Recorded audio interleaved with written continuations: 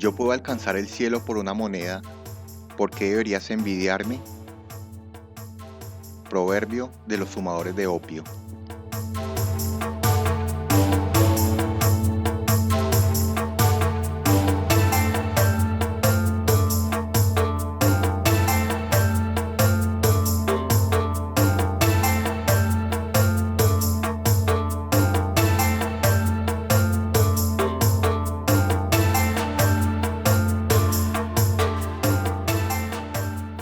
Joseph Rudyard Kipling fue un escritor nacido en Bombay, India Británica, el 30 de diciembre de 1865.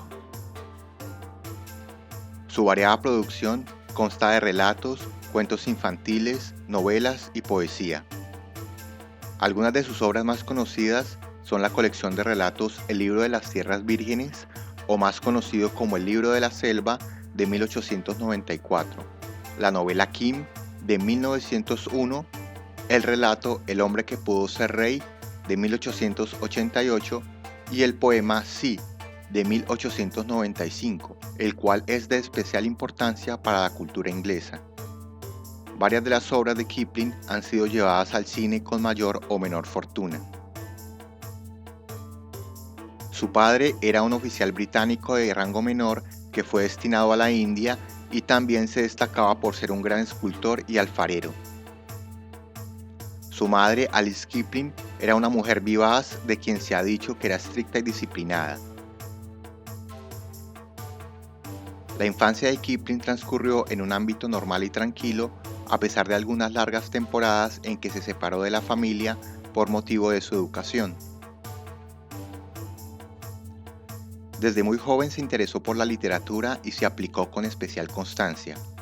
Ya con 20 años, Rudyard Kipling era un reconocido corresponsal de la India anglosajona y con los años fue señalado como el escritor oficial del imperio.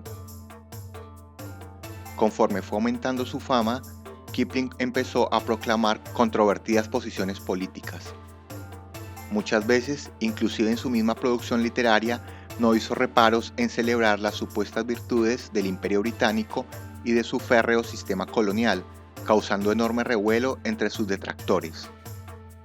También se sabe que apoyó abiertamente la causa británica en la Guerra de los Bóeres, dos conflictos armados que tuvieron lugar en Sudáfrica entre el Imperio Británico y los colonos de origen neerlandés llamados afrikáneres o bóeres.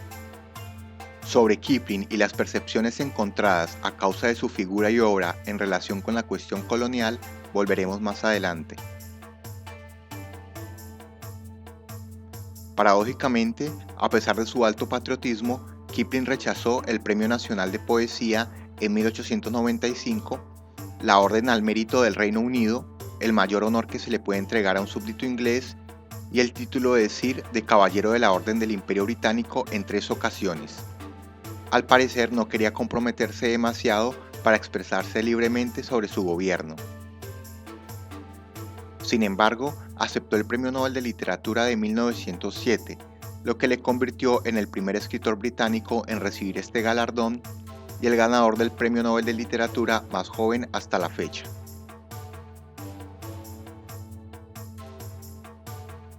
Kipling alternó su escritura con su otra gran pasión, los viajes, en compañía de su esposa Caroline Ballestier, de origen norteamericano. Se dice que la pareja tuvo una difícil y compleja relación por el carácter de ambos, la cual posteriormente empeoró a raíz de la muerte del hijo de la pareja, John Kipling, en la Primera Guerra Mundial a los 18 años. Ello hizo que Rudyard Kipling se uniera a la War Graves Commission, comisión establecida en 1917, la cual se encargaba de tramitar la llegada de cadáveres de los combatientes, de enterrarlos con los honores correspondientes y de mantener las tumbas en lo sucesivo.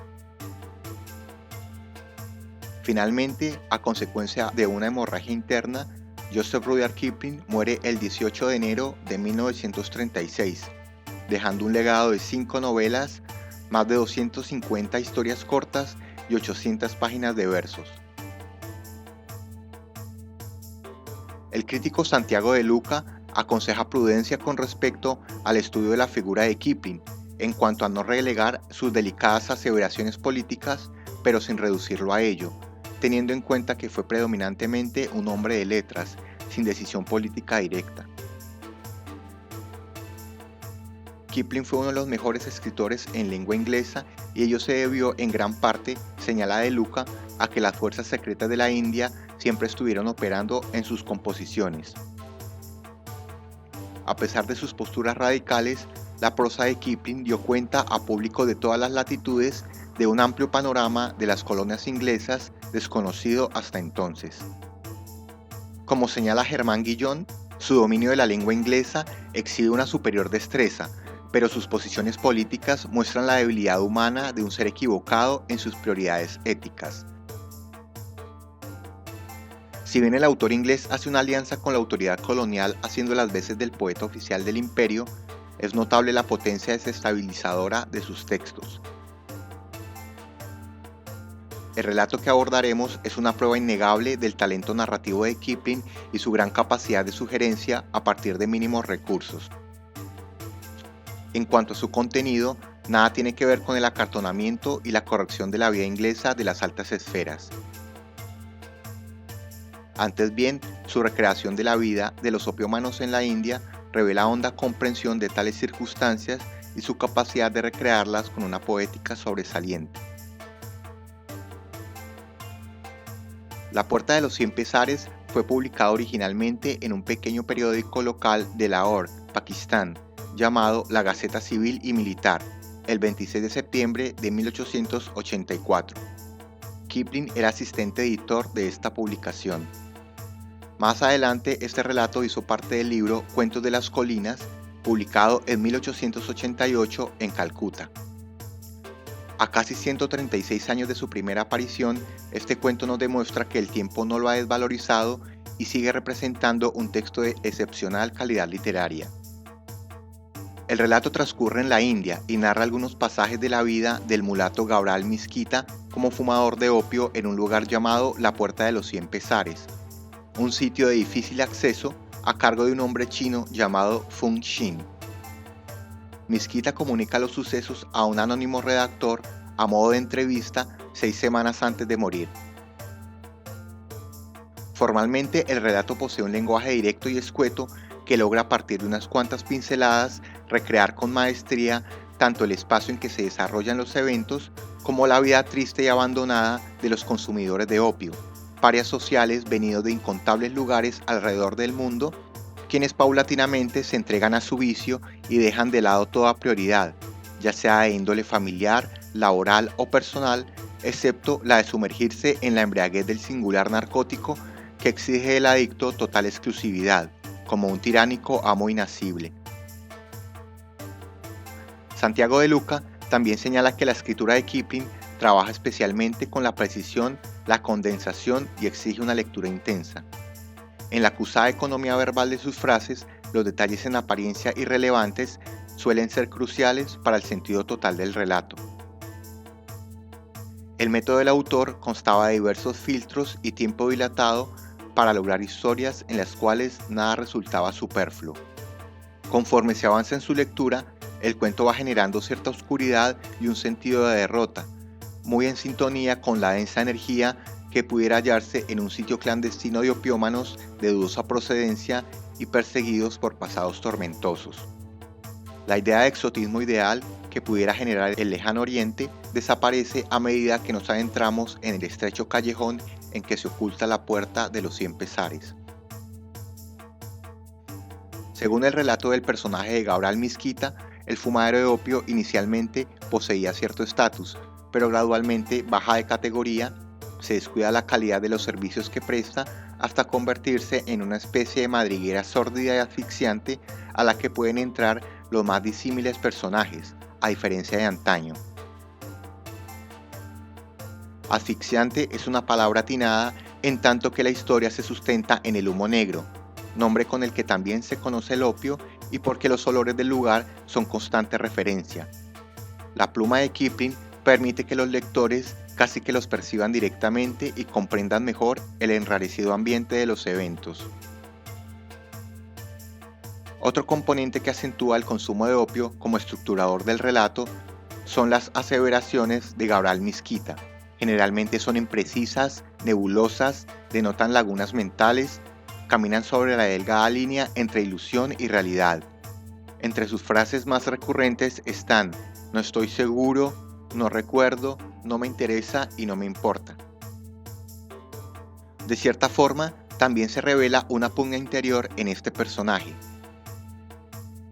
De un lado, desazón por las negativas consecuencias para su vida personal y familiar a raíz de ser un opiómano, y por el otro, una cómoda resignación que impide reparar los trágicos eventos que desató por su egoísmo. Otro aspecto a tener en cuenta es que Gabral Mizquita refiere su relato entre la puesta de luna y el alba. Es sabido que nuestra mente bajo la oscuridad de la noche se vuelve mistérica y supersticiosa, no funciona de la misma manera que a la luz del día.